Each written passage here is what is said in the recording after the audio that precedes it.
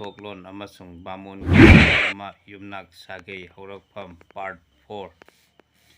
Meitei bamon singgi hourakfam amasung bamon singgi yumnak sagei hourakpa amasung gotra khangminnasi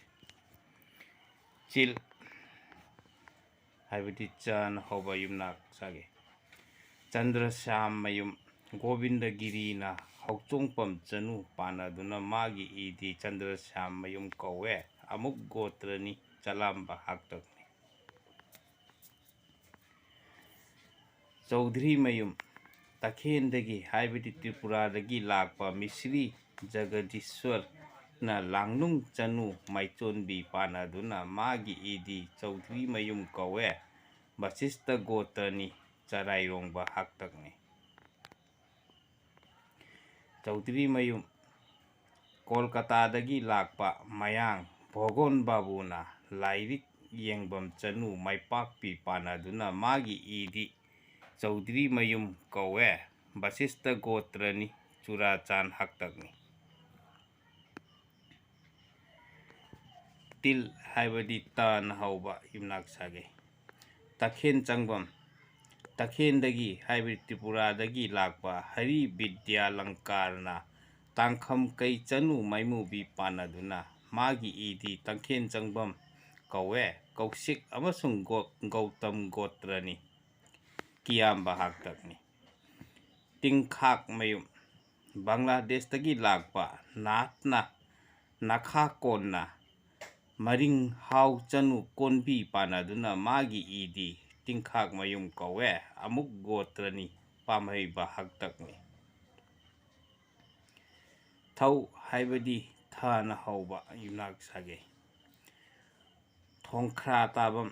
Assam Gosal Paradagi paninat lae magi idi thongkhra tabam kawe amuk gotrani khagemba haktakni wai haibadi wana hauba yumnak sagei waba hanjaba mayum takhendagi haibadi Tripura-dagi joy lae chothe ningol thopi panaduna magi idi waba hanjaba mayum kawe Bhardwaj gotrani bhaiga chandra haktakni wari libam mayum Assam Beltala-dagi Yudaram lae chothe hau chanu tekpi panaduna magi idi wari libam mayum kawe Gautam amasung Kaushik gotrani bhaiga chandra haktakni huk haibadi hana hauba yumnak sagei hidang mayum kharungbam awang haudagi yu kharung puduna yollaiye mana khuru khun chanu loitang panaduna magi idi hidang mayum kharungbam kawe kasab gotrani nongin phaba haktakni hidang mayum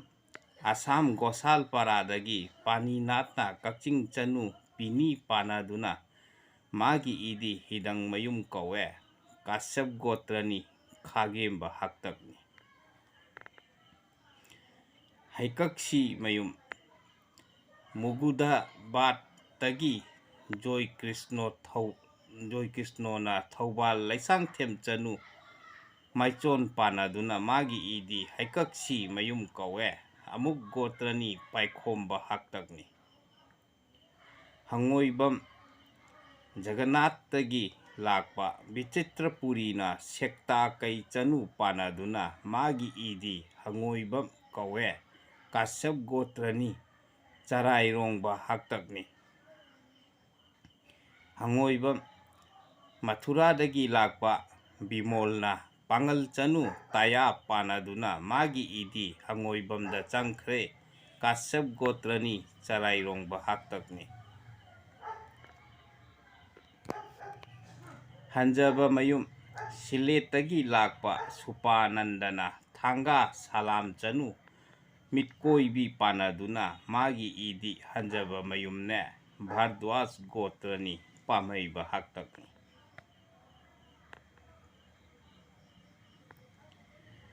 hanjaba mayum Gulaghat-dagi lakpa Premanandana takhel chanu ꯁꯇꯤ ꯄꯥꯟꯅꯗꯨꯅ ꯃꯥꯒꯤ ꯏꯗꯤ ꯍꯟꯖꯕ ꯃꯌꯨꯝ ꯀꯧꯋꯦ ꯚꯔꯗ꯭ꯋꯥꯖ ꯒꯣꯇ꯭ꯔꯅꯤ ꯄꯥꯝꯍꯩꯕ ꯍꯥꯛꯇꯛꯅꯤ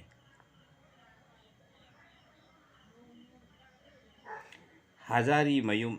ꯇꯈꯦꯟꯗꯒꯤ ꯍꯥꯏꯕꯗꯤ ꯇ꯭ꯔꯤꯄꯨꯔꯥꯗꯒꯤ ꯂꯥꯛꯄ ꯄꯥꯟꯖꯤ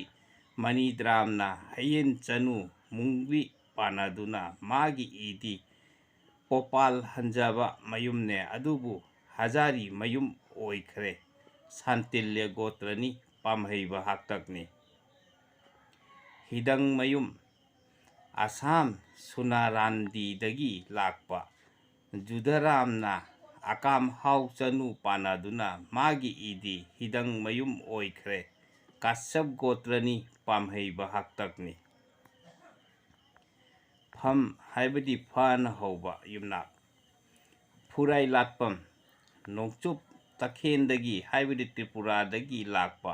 ꯁꯨꯚꯤ ꯅꯥꯔꯥꯌꯟꯅ ꯍꯥꯎ ꯀꯩ ꯆꯅꯨ ꯄꯥꯟꯅꯗꯨꯅ ꯃꯥꯒꯤ ꯏꯗꯤ ꯐꯨꯔꯥꯏ ꯂꯥꯠꯄꯝ ꯀꯧꯋꯦ ꯚꯁꯤꯁꯇ ꯒꯣꯇ꯭ꯔꯅꯤ ꯀꯤꯌꯥꯝꯕ ꯍꯥꯛꯇꯛꯅꯤ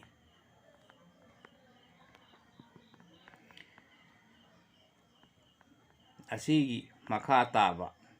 ꯃꯩꯇꯩ ꯕꯥꯃꯣꯟꯁꯤꯡꯒꯤ ꯌꯨꯝꯅꯥꯛ ꯁꯥꯒꯩ ꯑꯇꯩꯁꯨ ꯂꯩꯔꯤ ꯑꯁꯤꯒꯤ ꯃꯈꯥ ꯇꯥꯕ ꯑꯇꯩꯗꯤ ꯑꯩꯒꯤ ꯃꯊꯪꯒꯤ ꯚꯤꯗꯤꯑꯣꯗ ꯊꯥꯡꯀꯠꯆꯔꯛꯀꯦ ꯑꯩꯒꯤ ꯚꯤꯗꯤꯑꯣ ꯑꯁꯤ ꯃꯌꯥꯝꯅ ꯂꯥꯏꯛ ꯁꯦꯌꯔ ꯑꯃꯁꯨꯡ ꯁꯕꯁꯀ꯭ꯔꯥꯏꯕ ꯇꯧꯕꯤꯌꯨ ꯀꯪꯂꯩ ꯃꯩꯇꯩ ꯏꯃꯥꯅ ꯌꯥꯏꯐꯔꯦ